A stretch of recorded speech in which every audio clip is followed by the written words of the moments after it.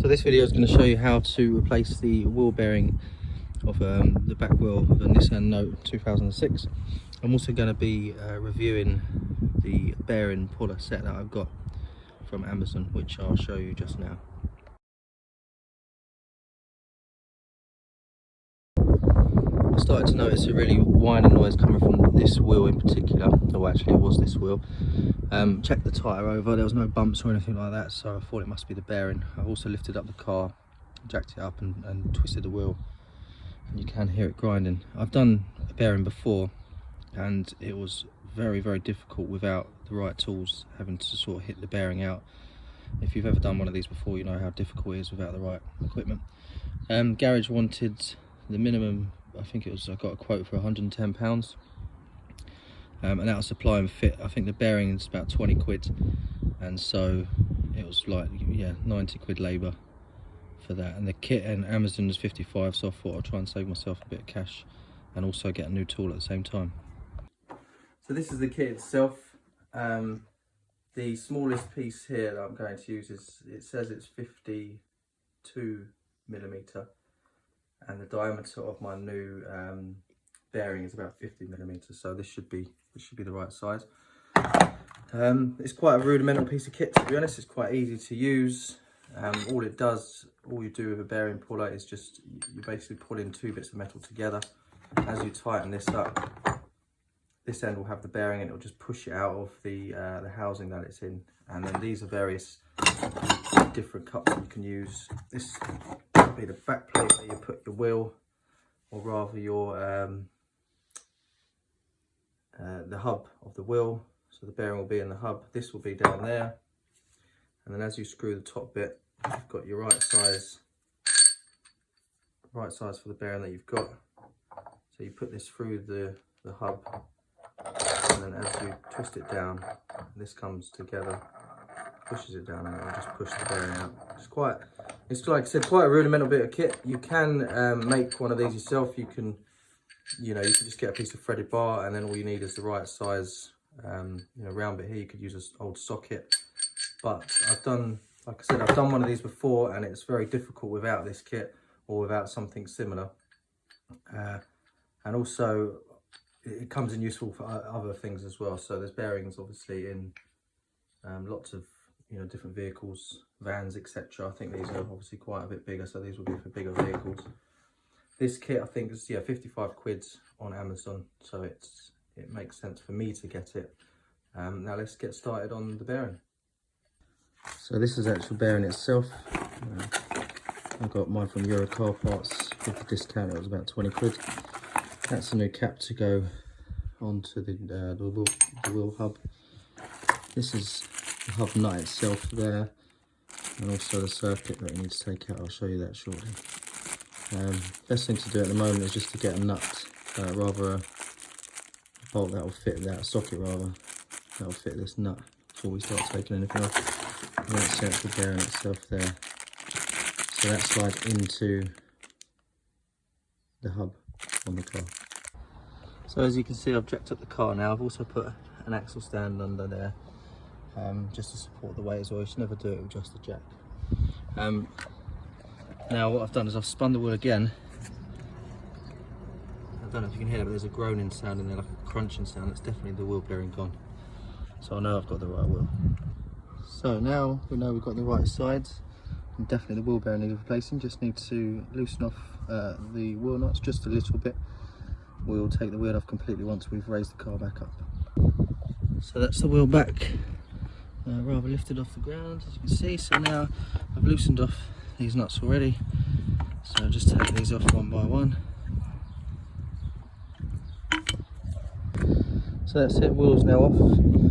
Now this is a bit that we need to get off. This is the drum here. Underneath this cap there's a hub nut. You need to just prise this off with a screwdriver. As I said, the kit comes with a new one of these, and it also comes with a new hub nut as well. So trying to film at the same time and getting this off is proving very difficult, but without a film it's quite easy. You just have to sort of get a screwdriver down in there, give it a little tap, and then just edge it out, and there we go. So that's the nut that I need to get off now. Got my socket just here ready to go. So this was on very, very tightly for obvious reasons. So don't be afraid to put a lot of pressure on the bar to start it off. There is a torque setting which I will find, so it has to be correct tightness when you put it back. I think I'm almost done here.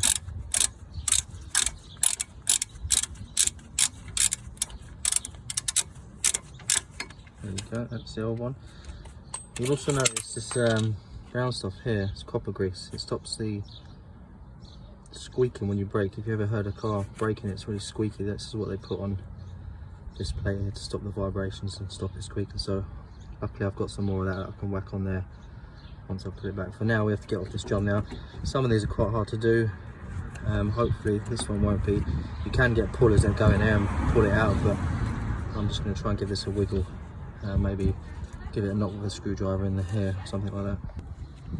So that took a lot of persuasion to get that off.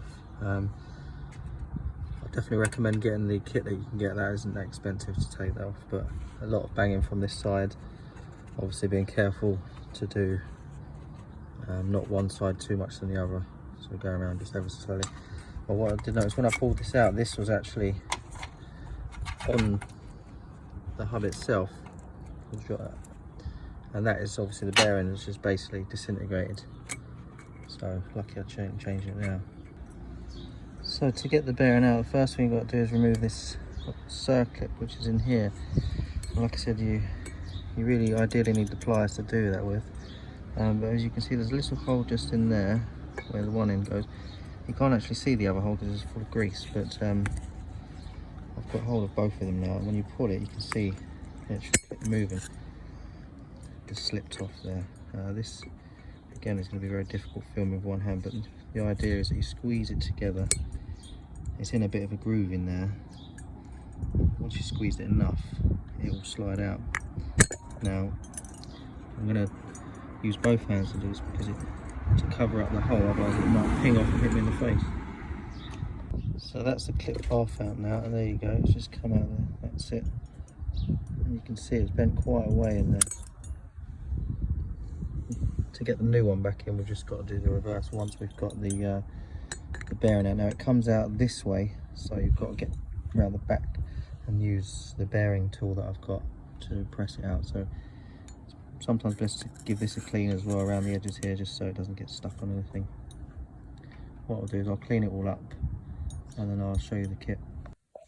So I'm going to use my new bearing to work out which one of these I'm going to need. It's probably going to be one of the smallest ones.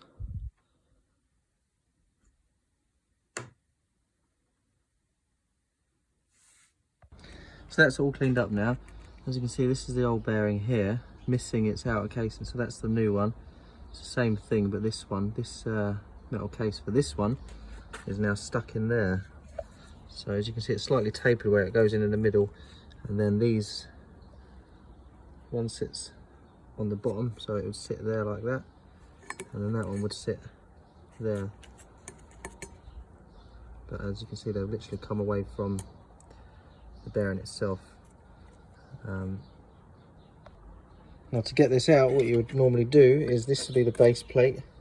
That goes on top of it there, and then this would drive, it's got in between there like that, or actually the other way around, sorry. So that sits on there, and then that sits on there like that, and then you get one of the attachments in the box. Now very annoyingly, this one is just too big. As you can see, it fits most of the way around, but it's also catching on the lip of that ABS ring there. So I just want to get that bit there. I don't want to touch that other ring. Now this, if I drove that in there with the way you do it, is you put that down there and screw it together, and it slowly draws out the bearing. But like I said, I don't want to damage that outer ring, because then I'll have to start messing around getting a new ABS ring. Thankfully, I've come up with a solution where I've got one of my old sockets, I'll say old sockets, and that there then is a perfect size, as you can see, so it doesn't touch that ring at all.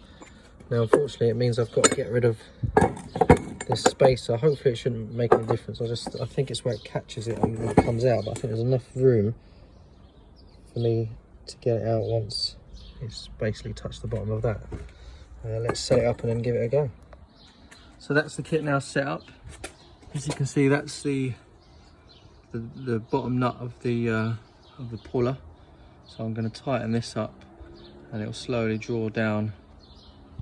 Hopefully there's enough room inside there for the bearing just to drop down. And as you can see, I've had to improvise with my socket set here. I've used what came with the kit just to protect the top of my socket set, or the socket rather there. Let's see how it goes. So to say that took some effort was a huge understatement. I think the first mistake, or the biggest mistake I made, was not taking off the ABS ring. As you can see, earlier on I said that it was that lip that needed to come down. So I was fighting for ages on that inside lip, which is actually still part of the hub. Only when I've taken the ABS ring off, I realised my mistake. And again, I still didn't have anything small enough. This is the smallest that comes with the kit. It won't go through that. So what I ended up doing was putting the old top of the bearing back in the bearing, and then just using the top of the nut, and that started to do it. And as you can see, it's there sliding down. It took a real good bit of effort. Once it sort of clicked once, that was it. It continued to go, and as you can see now, I'm just pushing it down. That's it, all done. So that's it, that's the hub off, and there's the old bearing in there. Now I just have to clean out in there and get the new bearing in and do the reverse process. You have to be careful though, because I don't want to put pressure now on the inside of the new bearing, so I'm going to have to find something else. I'm probably going to use the old bearing as a guide, and I'll show you that in a second. So that's it, that's the old bearing. So I put this, as you can see, it's tapered on the inside so it goes in. So that's slotted in there, and then I was able to use the top of this in there to push it down. So as I screwed downwards, it pulled it out of the hub. Like I said, now I'm going to use this old bearing, the outside bit, to push in the new bearing, so I don't damage it. Because I wouldn't want to push on the new bearing in there because it would damage it. Okay, so now I've turned the hub upside down, I've given it a bit of a clean. So now we need to get this in this way. We took it out that way, it goes obviously back in the same way. Now it drops down a little bit just to there. Now what I'm going to do is same method as before, but I'm going to use the outside of that, because then it rests directly on the new bearing. And like I said, I don't want to be putting pressure on that, it'll damage it. Okay, let's get it all set up. Okay, so now as you can see, the bolt's in, old bearings there resting on the top of the new bearing, and we're clamped up over here. So now we just need to do is start tightening this up and see how well it slides down. Oh, going the wrong way. There we go, it's starting to bite now.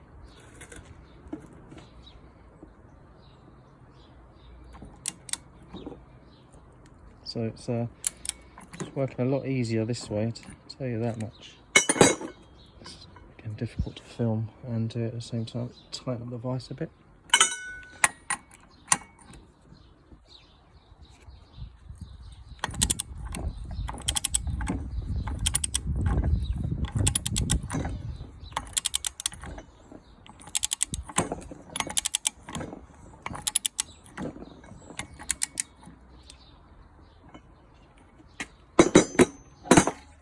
So that's it, it's gone as far as it will go now, and it's quite obvious when you get to that point, because it will just stop dead and you can't go anymore.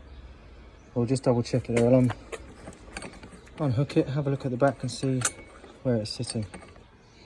So that's it, all unhooked. This is the old bearing, and don't be worried, because it won't get stuck in there, because it's the outer rim here that fits it. It's only when it gets down to the bottom that it's tighter.